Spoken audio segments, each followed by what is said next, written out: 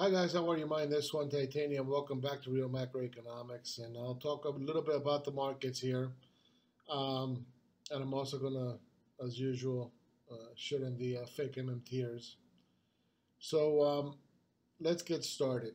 Um, a lot of bear shitters out there running around saying stupid shit. Inverted yield curve, death cross, below the 200 day. It's down 20%. It's a recession. What else? You know, oh, fucking the dollar's coming down or something, and they're also scared of missing calling the top, so they can say, "Oh, I called the top," and they've been calling tops for 10 years, right? But you guys, most people don't care that they're wrong. It's great entertainment. It's a lot of fun to bear shit, doom and gloom. As I've said always, for me, the wounds of honor are always self inflicted. I have a responsibility to tell everybody the truth, the facts. That's my job. If I'm going to talk to you, I'm going to tell you as factually as I possibly can as to what's really going on. And then obviously things that are forecasted, that's relative, right? I can be wrong, I can be right. It just so happens that I'm mostly right on my forecasts. Um, just the way it is. If you guys know me since 2010 when I was making videos, I've been right ever since, right? That the market is going to continue to go higher. And what's kept me on the right side of the trade was just relying on the math, facts, and data.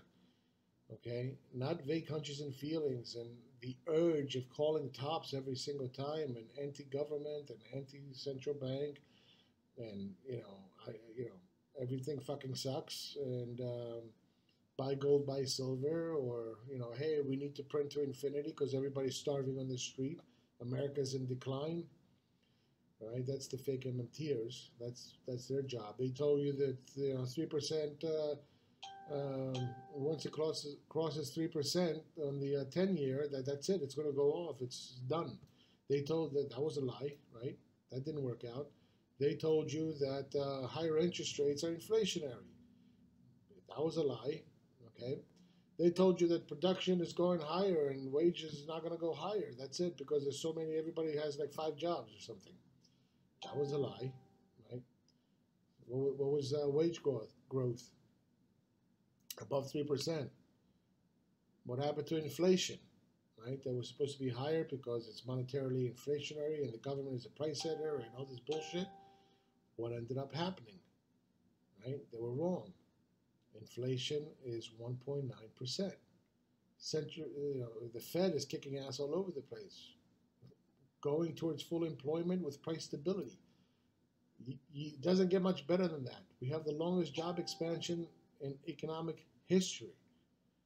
Right? Soon we're going to have the longest economic expansion in history. Fake MMTers won't tell you that. Right? They told you taxes don't fund government spending, yet the government is partially shut down, and they're what? People are being paid that are working for the government who are still working for the government through tax revenues. So that was a lie. It's frustrating. So again, you have an average of 200,000 jobs created in 2018. So that's more paychecks every single month. 200,000 more paychecks every single month. JOLTS is still less than 1. That means that there's more jobs than people looking for jobs. You now have wage growth of more than 3%, which is inflation adjusted more than 1%. More money to spend, right? More discretionary income. But they told you that, wages are not going to grow. Well, that was a lie. Of course, production is going to lead wage growth. That's just the way it is. As a businessman, I'm not going to give my employees a pay raise unless my business is doing well and production is increasing. Once I see that and I'm making more money, then I give the pay raise, right? And wages are not even a good way to look at things now. We're not living in the 50s. Now you have that 401k plan matching, you have stock options, you have profit sharing, benefits. Things are much different than they were in the 50s. So also take that into consideration. Um, Inverted yield curve. Oh, inverted yield curve. Everybody's fucking picking and choosing whatever yield curve they want to do. The 3 year with the 30 year, and the 3 year. I'm sorry, the 3 month with the three year, and the 2 year, and the it's very simple. It's the 2 year with the 10 year. Okay, inverted. Why is that a problem? Because banks don't lend, but we're looking at credit growth. It's growing. It's still growing. So there's not a problem there. Never in history have we had an inverted yield curve with increasing deficits. Now we're close to $1 trillion, and it keeps increasing every single year. You see what I'm saying? But yet there's always this doom and gloom bullshit. It's always running. Italian exit, fucking government shutdown. It's endless. Brexit, China hard landing. There's a million and two things that people are going to try to sell you that this is the top, that this is a recession, death cross, the fucking 200-day moving average. Come on. You need to wipe out $5 trillion out of global growth to have a recession. At least 1 or 2 trillion out of the U.S. economy to have a recession. Most recessions last about 18 months.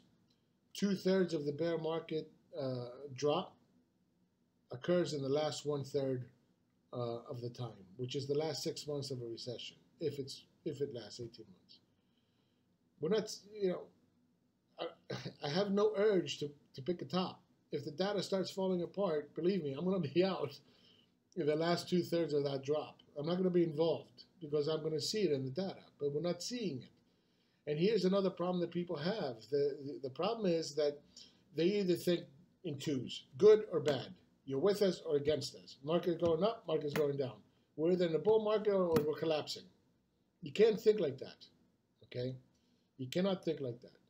The dollar, a lot of bear shitters in the dollar. Oh, the dollar's falling. Oh, the dollar's going to move up and down. It's going to have waves and corrective waves and back up and whatever. The dollar is fine all the way down to about 92, 91, okay? Now, if you bought at 98, then you're in trouble, okay? If you bought when you should have bought, when we bought, when it was down at 88, 89, 90, then you're fine. Who cares? You're still up, okay? It's a 96. The stock market, we shorted it. I had a special video. I put it on Facebook. I said special market update, right? And that was on a Patreon. But I told my subscribers then, I said, look, there's something wrong with the market. Things are not looking good. It's gonna take a crap. What happened? It took a crap. We were a part of that. Okay, did I know it was going to go down 20%? I had no clue. I didn't stay in all of it. At some point, I needed to go with the data, which is bullish. So I started to cost average in, right? Today, I'm up $14,000 on NDX. Actually, it's not 14,000 because I took a little bit of a hit because I'm starting to reduce some of my position. And the reason I'm reducing some of my position is because China has I think one more move down. Okay, that's problem one. The other problem is Mike Norman is bullish, and I take that shit serious. That guy is always wrong. The other part is that based on a technical evaluation, there is some evidence that can suggest that we can have another down move. Right, that's fine. I'm looking to increase my cost base as well, keeping a position in there that if it continues to go straight up, I'm gonna participate in that. Okay. The recent short squeeze should have been a lot more violent, so I didn't like that. Okay, but that's probably because of the government shutdown. Okay, which once it ends, believe me, the market is going to fucking rip. It's going to rip. So the data doesn't have to be perfect. So just think sideways. Okay, it doesn't have to be perfect. All right, think sideways. Don't be a black and white kind of person. So that's about it. Again, if you're interested, come down to patreon.com/mindthisone, and you can learn real macroeconomics and how to trade and invest. Okay? Thank you very much. Take care of yourself, and I'll talk to you soon.